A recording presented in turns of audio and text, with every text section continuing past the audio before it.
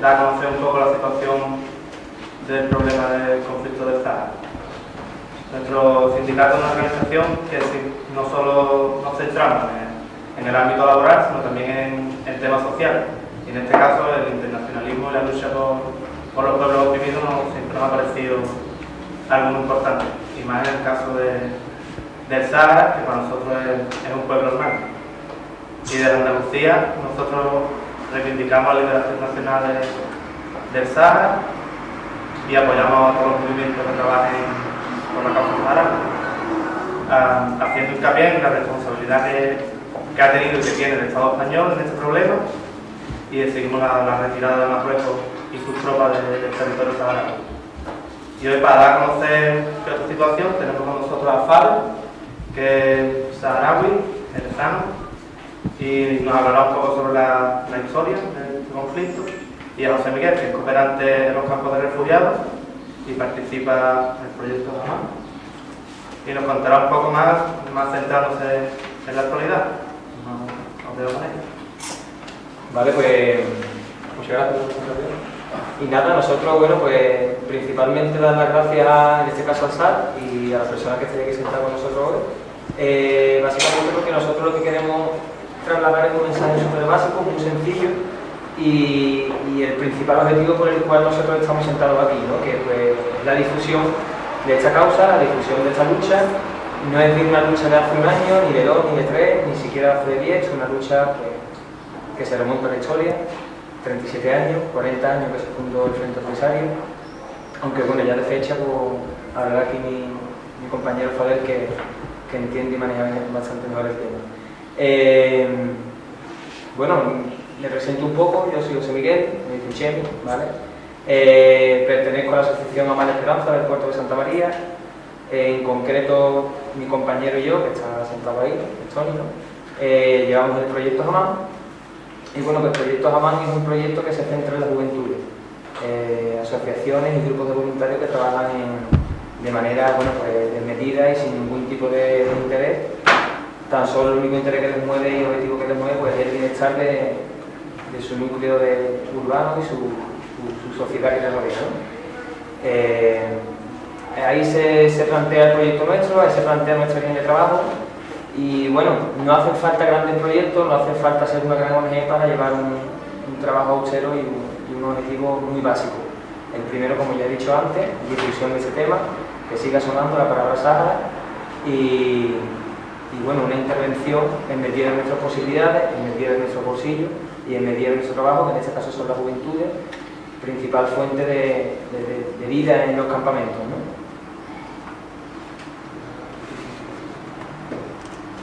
Muy buenas tardes. Me llamo Fadel, soy un saharaui africano con interés desde hace varios años, y pues, quisiera pues darles una pequeña historia sobre el Sahara, que se llama Sahara Occidental actualmente.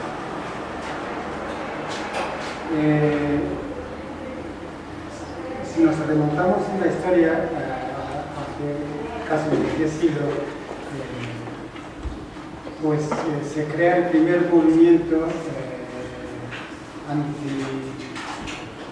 antiautoritario en el mundo conocido antiguamente como el mundo islámico, ¿no? Se crea el primer imperio almorávide, o se crea el movimiento almorávide justamente en el sur del Sáhara, en el sur del Sáhara Occidental y el norte de Mauritania actualmente. Este movimiento pues va en un principio en contra del autoritarismo de los gobiernos de aquellos entonces que han gobernado el norte de África y el Andaluz. Y llegan al Andaluz pues, después de invadir todo la parte sur hasta el río Senegal y hasta el río Níger, y hacia el norte hasta los Pirineos. Luego pues ese sitio pues cae en un tiempo oscuro hasta llegaron los ingleses, han estado faenando por esas costas y tratando de ubicarse en una o en otra, como los portugueses y los holandeses, ¿no? Y que han sido rechazados por la población autóctona de aquellos entonces. Esto fue a finales del siglo XV, del XVI, del XVII, del XVIII y del XIX llegan los españoles. Los españoles han llegado, bueno, también han estado, de vez en cuando han tenido contacto con las costas, pero en 1984 va la primera expedición española con el famoso geógrafo Quiroga, el señor Quiroga. Y en 1986 se proclama ya el Sahara como un territorio colonizado por España. 1886. Desde entonces, la presencia española pues ha quedado en unos sitios muy repetidos, sobre todo en dos sitios, que llamaban Villa Dens. Le llaman Villa Dens porque ha estado un inglés anterior a los españoles y ha creado ahí una factoría para intercambiar con los autóctonos mercancía y demás, y se llamaba Dens, y le llaman la casita de Dens o Villa Dens. Y luego pues en Villavicieros, Dakhla, más al sur, otra ciudad que se crea más al sur, pero fue también una casita de un portugués que descansaba en sus idas y venidas hacia las colonias portuguesas del sur, como Angola, Sao Tomé y Príncipe, y el señor se llama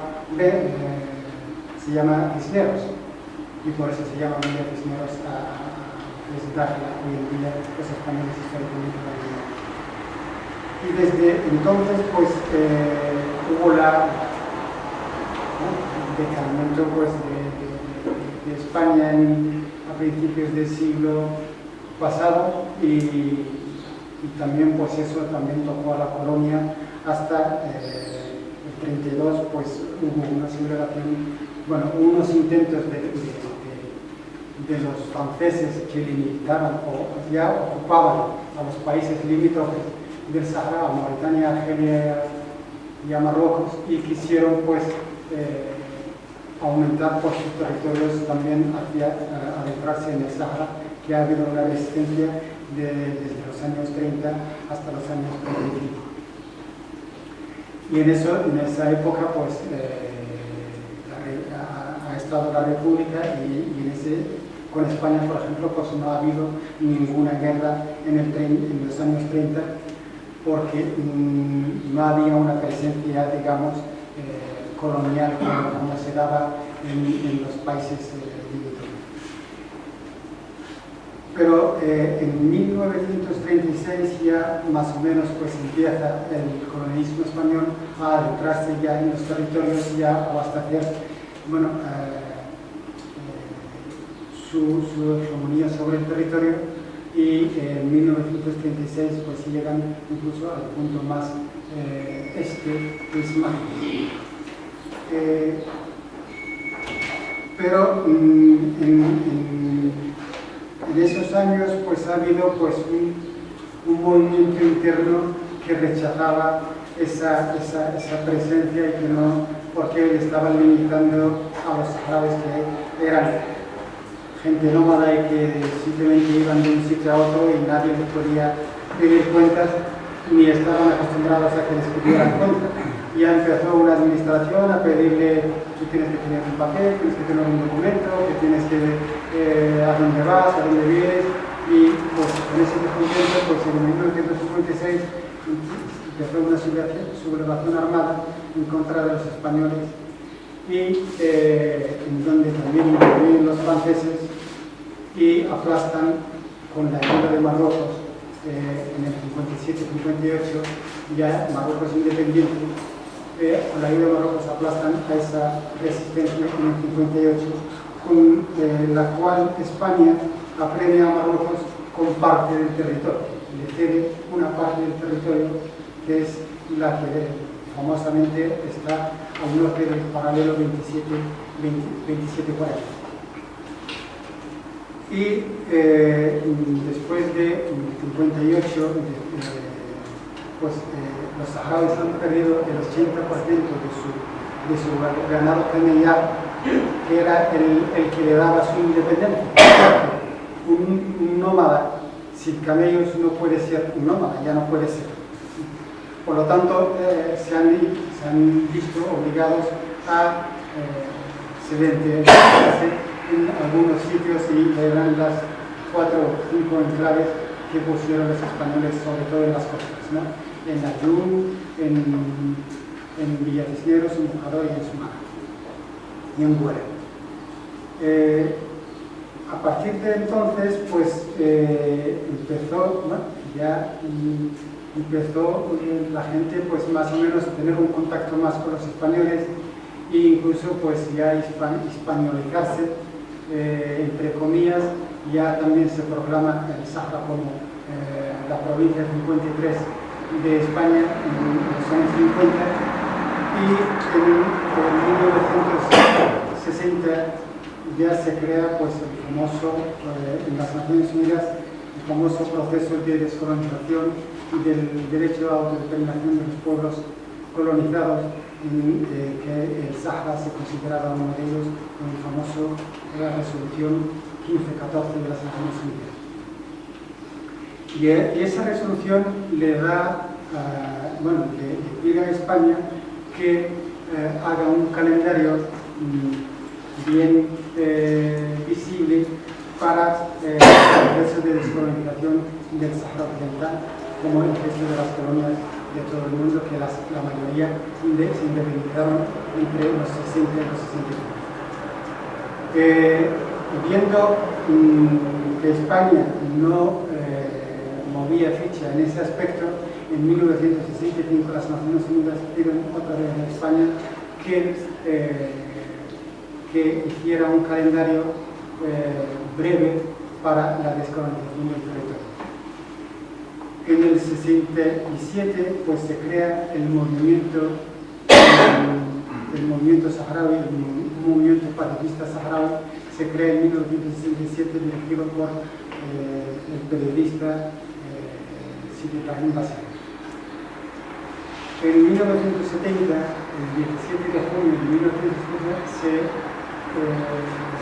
se hace una manifestación, concentración en Ayun, la capital de la provincia del Sahara, pidiendo a los españoles que hicieran un calendario y se sentaran con la población autóctona para un referéndum y una cronología pues un poco más visible y transparente. Pues intervino la legión ahí a tiros, y han habido muertos, han habido desaparecidos, y esa noche desaparece el líder del movimiento, Ibrahim Basel, hasta ahora. Desde entonces hasta ahora, sin saber, fue detenido, y nada más, lo único que se sabe que fue detenido, y hay una foto en la cual aparece pues con su plaquita de prisionero, y nada más, lo único que se sabe. En 1972 pues empieza otra juventud pues a moverse para organizar un movimiento político para encauzar las reivindicaciones y la lucha del pueblo saharaui, que culmina en la creación del Centro Polisario en 1973. En el 10 de mayo de 1973 se clausura el primer congreso del Frente Polisario y se crea el movimiento, y su eslogan, la lucha armada es la única vía, porque la política ya se ha visto agotada, y la lucha armada es la única vía de la liberación. Y empieza una lucha armada en contra del colonialismo español que dura hasta 1975, que empiezan unas negociaciones con el gobierno español en el 75, a partir de julio del 75, hasta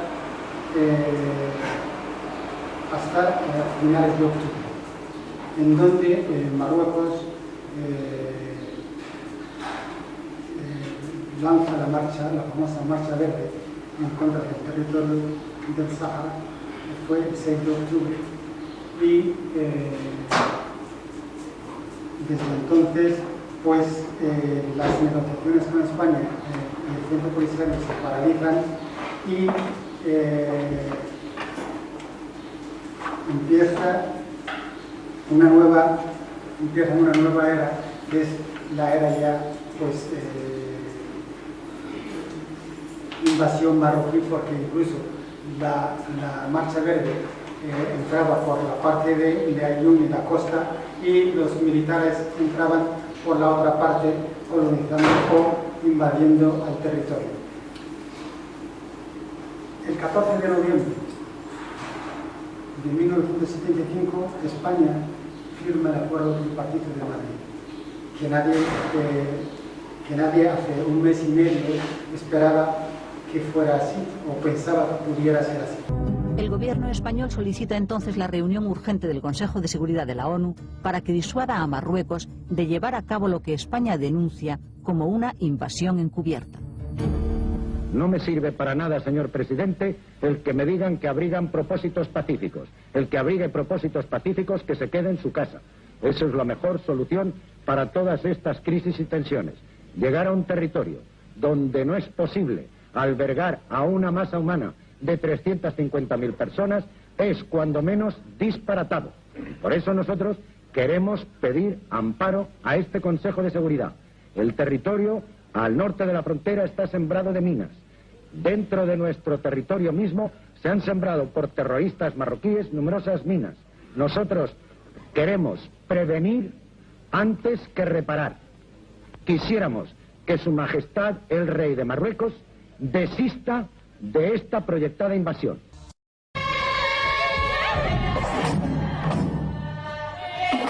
En Marruecos, el primer contingente de la Marcha Verde está ya listo para salir hacia el Sahara. Hassan II se ha instalado en la ciudad de Marrakech para despedir y alentar a sus súbditos.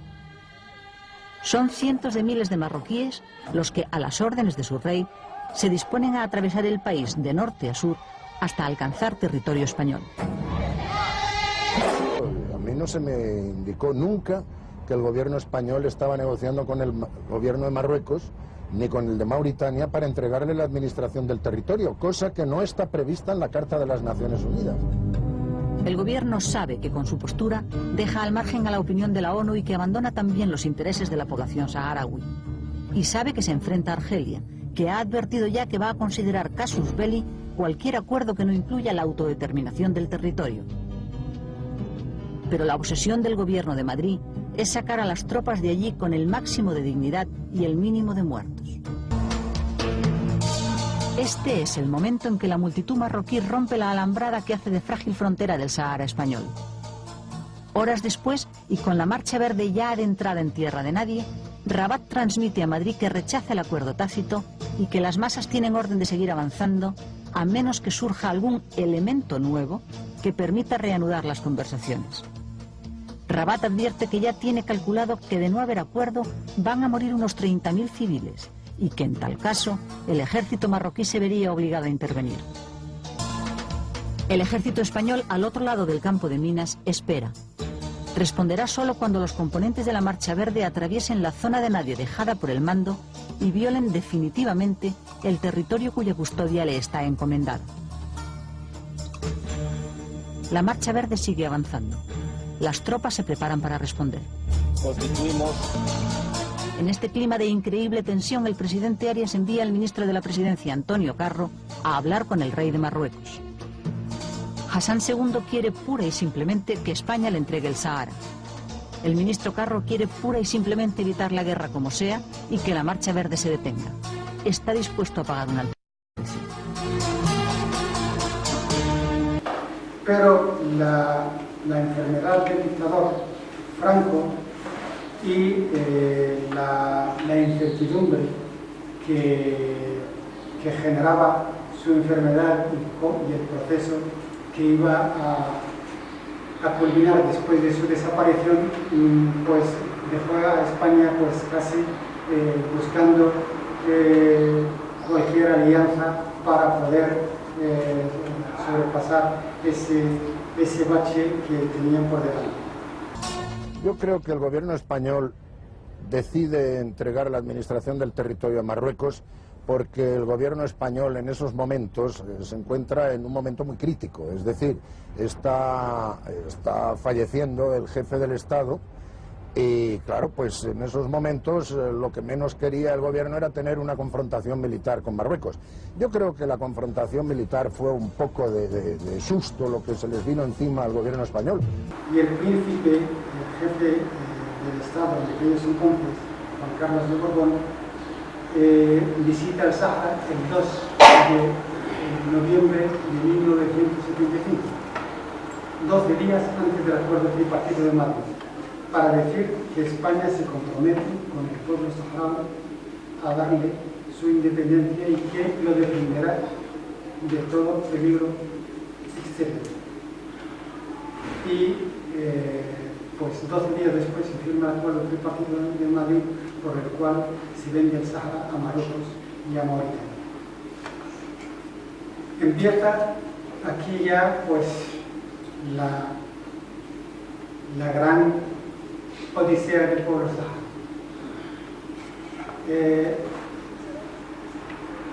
Pues la gente en rechazo a todo lo que ha habido pues sale huyendo de las ciudades hacia el desierto y acampar en donde se podía, en los pocos puntos de agua que había, para, como rechazo al nuevo proceso que tenemos por delante, que es la invasión marroquí-mauritana al territorio por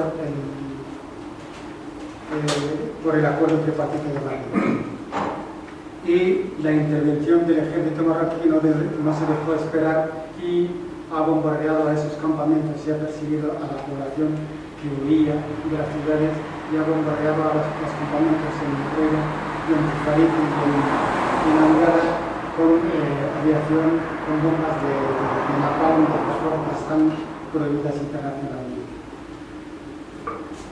Y el pueblo saharaui se encuentra pues obligado a hacer una guerra en dos bandos, ¿no? En la parte sur con Mauritania y la parte norte con Marruecos. Y el Frente Polisario pues hace una estrategia que el punto débil o la parte débil en el conflicto es Mauritania y habría que poner todo nuestro peso sobre ella para desneutralizarla y que se fuera o rechaza ya o se retira del acuerdo tripartito de Madrid. Y eso se logró en el 1979. Mauritania reconoce de que no tiene ninguna reivindicaciones sobre el Sáhara Occidental y que se retira de los acuerdos tripartitos de Madrid. Y por lo cual Marruecos invade la parte que le pertenecía a Mauritania, que es la parte sur, la parte de Dakhla, de Cisneros, Guera, Auxerre y demás. Pues desde 1980 empezó la guerra ya desde el 79 al 80 empieza la guerra solamente con Marruecos, dedicada, y empezó pues a adentrarse incluso en territorio marroquí, y empiezan los marroquíes a asesorarse con los israelitas con sus famosos muros, ¿no? Los muros que tenían los israelitas hechos en el Sinaí del año 67, pues los traen esa experiencia y llevan los muros al Sáhara Occidental, por los cuales ahora encontramos que los muros dividen el Sáhara en dos, ¿no? Hay una parte que es la parte liberada, que es la parte este-sur, y la parte occidental o costera, o la que tiene interés económico, es la que está dentro de los muros.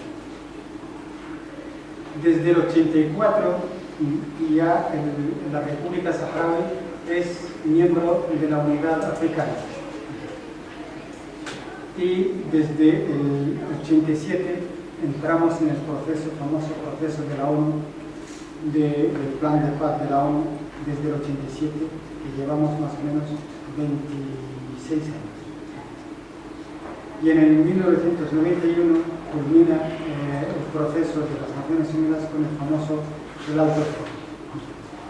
Y ahí empieza otra etapa, que es la etapa de ni guerra ni paz. Y ni guerra ni paz es peor, o creo que es peor que la guerra y que la paz, ¿no? Es que vives peor que una guerra y la paz no la tienes. Y desde entonces, desde el 91, las Naciones Unidas están intentando arreglar el tema, pero no con la suficiente valentía que tenían que haber asumido el proceso desde un principio, sino ahí dejarlo a ver si quién cae primero, ¿no? A ver si caen los saharauis o cae Marruecos y digamos esto a la larga, ¿no? Y llevamos ya 26 años esperando y que ha habido el famoso proyecto de Becker, que era para primero contabilizar a los saharauis que tienen derecho a votar en el hipotético referéndum, y que ha habido una incluso delegación de las Naciones Unidas para reconocer in situ persona por persona, y ha hecho pues el censo de que son más o menos los que tienen derecho a votar, son unos 120.000 saharauis. Pero Marruecos rechaza rotundamente eso y quiere que todos los colonos que están en el Sáhara, que duplican la población saharaui, quiere que también ellos voten en ese referéndum. Y ese es el trasfondo del tema actual con la Nación Unida, ¿no? Y desde varios años pues, lleva la MINURSO ahí. La MINURSO es la misión de las Naciones Unidas para el referéndum del Sáhara Occidental, y durante todos estos años esta MINURSO pues lo único que ha hecho es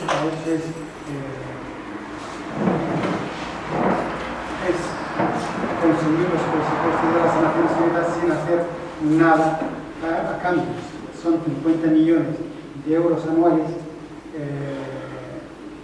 que financian la MINURSO, y son 70 personas, 50 millones de dólares anuales.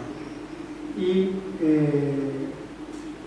hace ya, por lo menos estos últimos años, ha empezado pues la parte del Sáhara ocupado a sublevarse y ya encararse con el colonialismo marroquí. Y entre esto pues ha habido la intifada del 2002 y la intifada del 2005. Las manifestaciones se han transformado en una auténtica sublevación de la población saharaui en estas zonas, que la prensa ya califica de intifada y que tiene como demandas esenciales la protesta por la violación de los derechos humanos, las desapariciones, los encarcelamientos arbitrarios, la ocupación ilegal del territorio por parte de Marruecos, la exigencia de un referéndum de autodeterminación y el cumplimiento de la legalidad internacional. Con las torturas a la población, el allanamiento de viviendas privadas o la imposición de penas que llegan hasta 20 años de cárcel en juicios sumarios y sin las mínimas garantías procesales.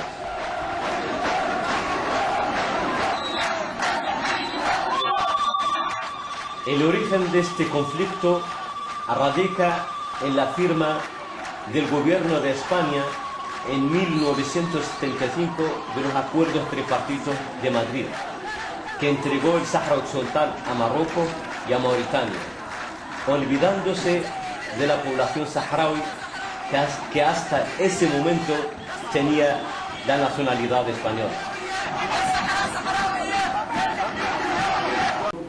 Y se culminan con el famoso campamento de Benizi en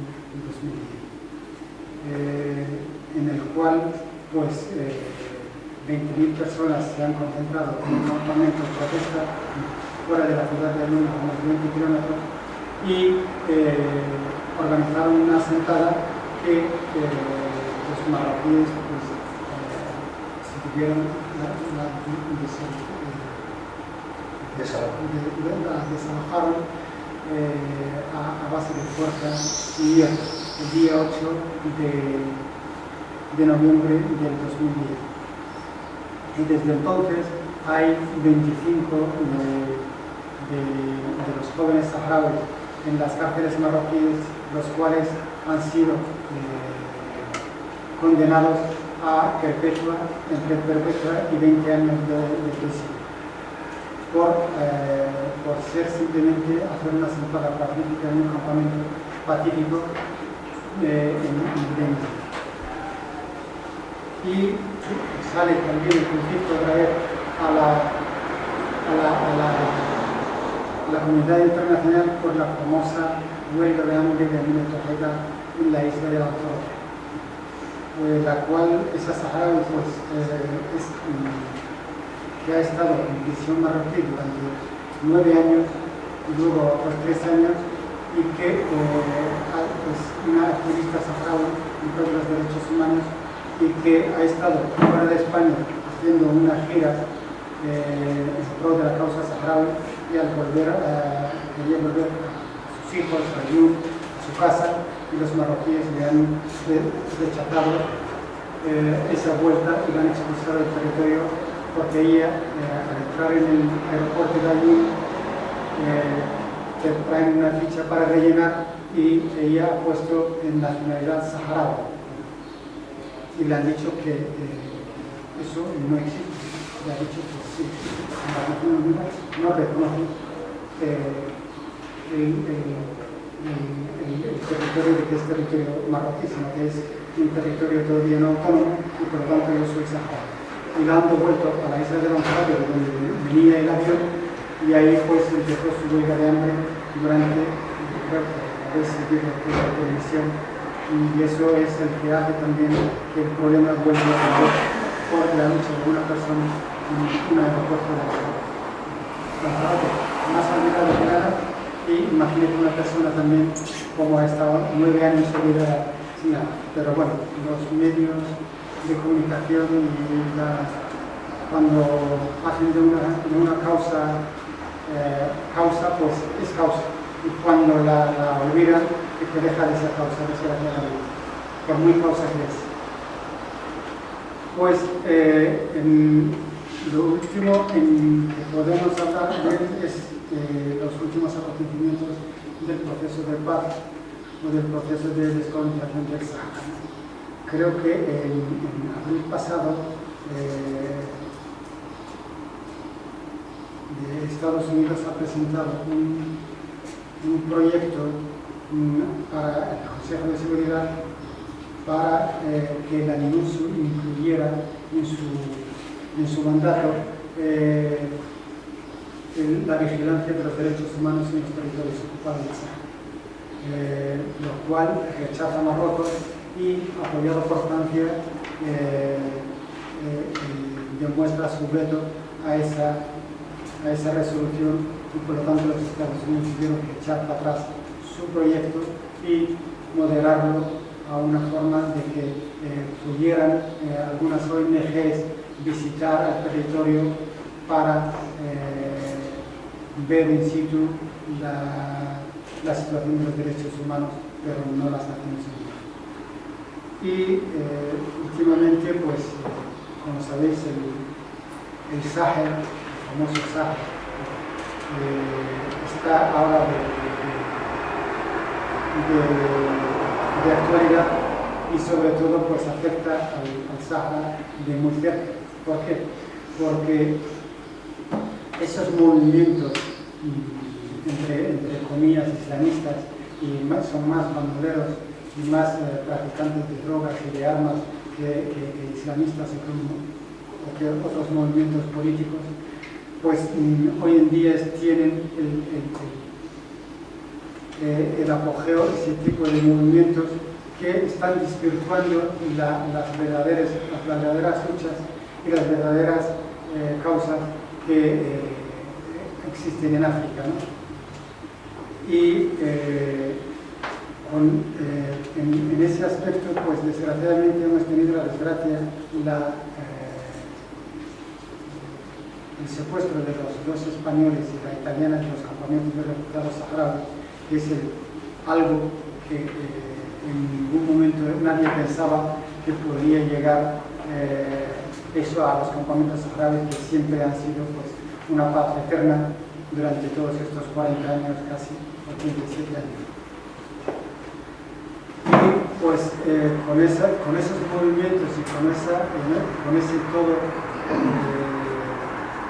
entramado, que están incluso los intereses de Estados, los intereses de las grandes fuerzas para dominar esa parte, sobre todo el norte de Mali, que últimamente pues, parece que se han descubierto pues, muchos yacimientos de gas y de petróleo y de oro, y que todo el mundo quiere controlar, incluso pues la población autóctona también quiso anticiparse, y por eso el movimiento heredero, el movimiento de Azawad, que surgió en el norte de Mali. Pero todo esto también con la desaparición del régimen de Gaddafi, pues también favorece pues, un inmenso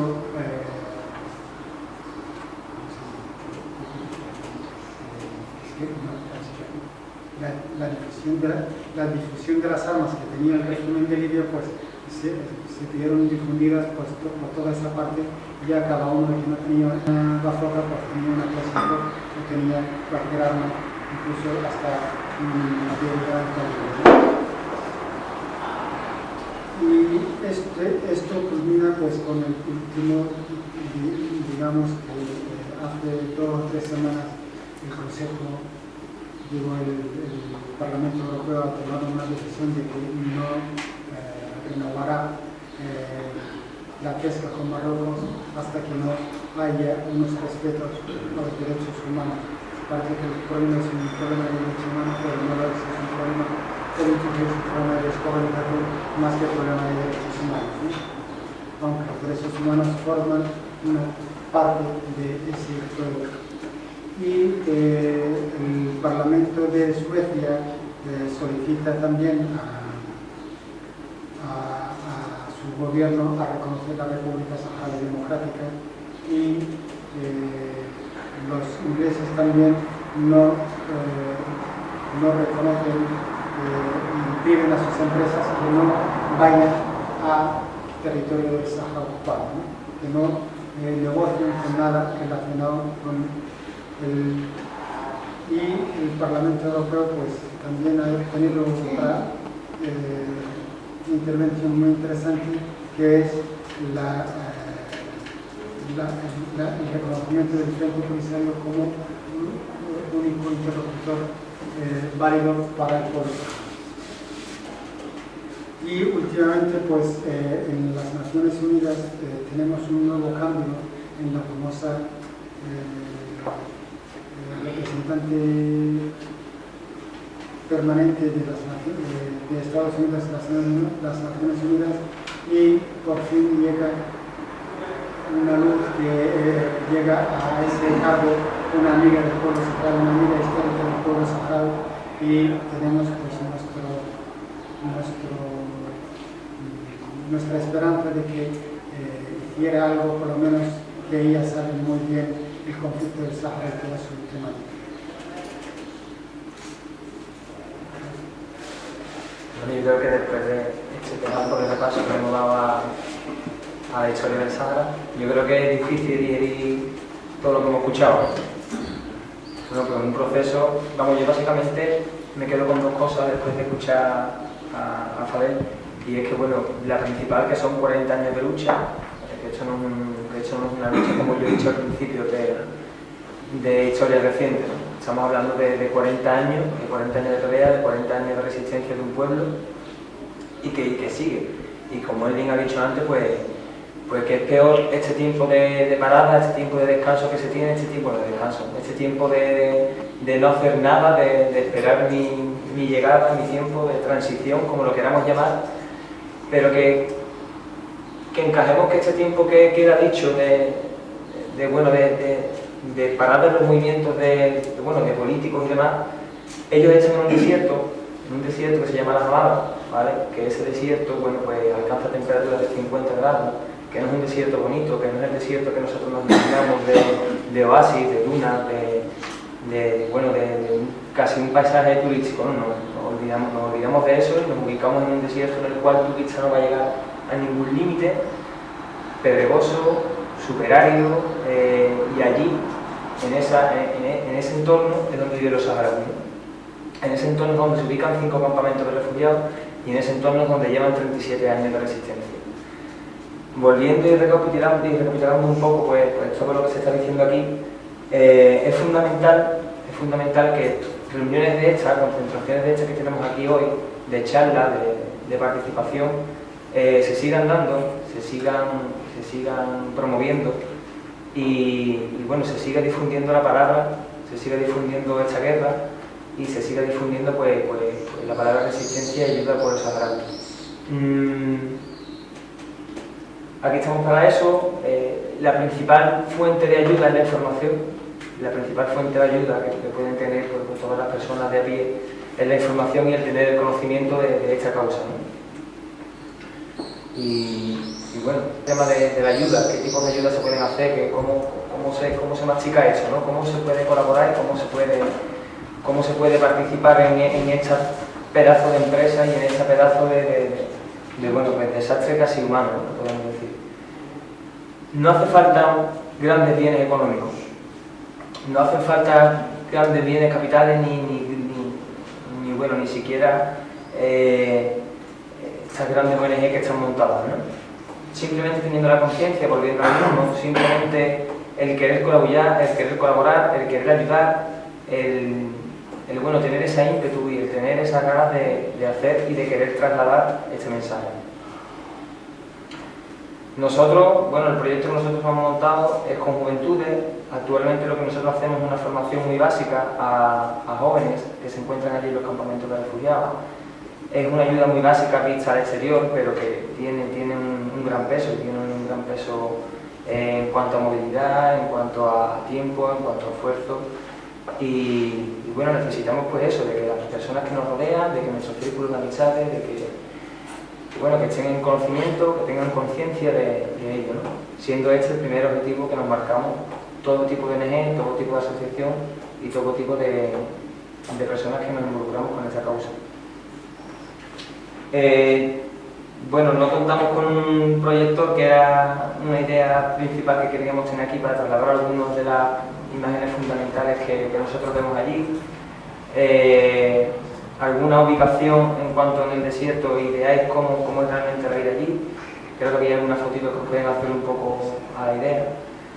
Y básicamente eso.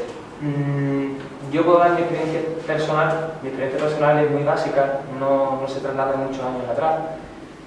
Pero yo llegué a este proyecto hace relativamente poco tiempo, hace unos 3 años o así. Y se me adjudicó una tarea que para mí yo la vi casi desbordante, ¿no? En cuanto a unas características difíciles. Estamos hablando de un país, de internacionalidad, de un conflicto que se aleja mucho de mi situación.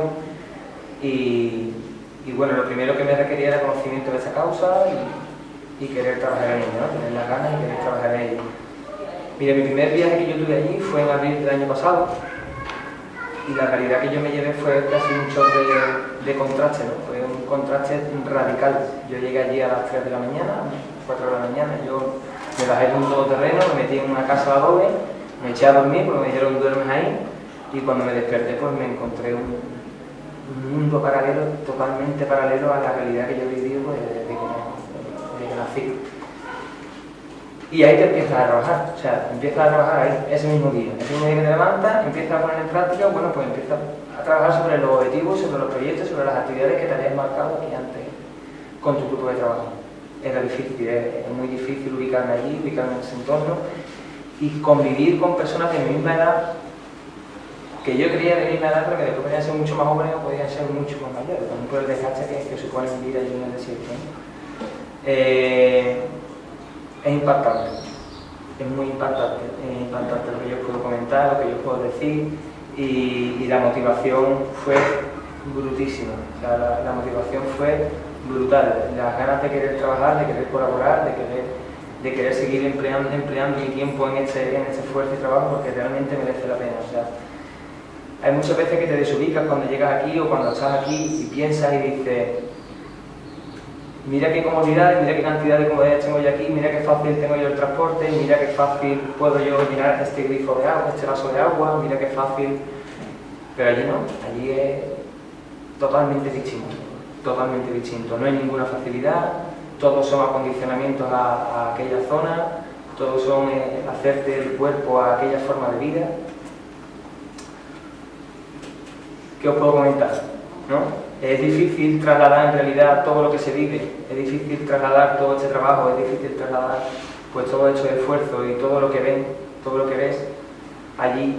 Es difícil trasladarlo aquí en una reunión de 1 hora, hora y media, 2 horas, el tiempo que hagamos necesario, porque ¿cómo compaginas tú? Pues bueno, el que ustedes os metan un poco en nuestra vida, en nuestras cabezas, en toda la historia que ha dicho Fadel, porque es que ha recorrido toda la historia del Sáhara, desde antes incluso de la ocupación, ¿no?, española.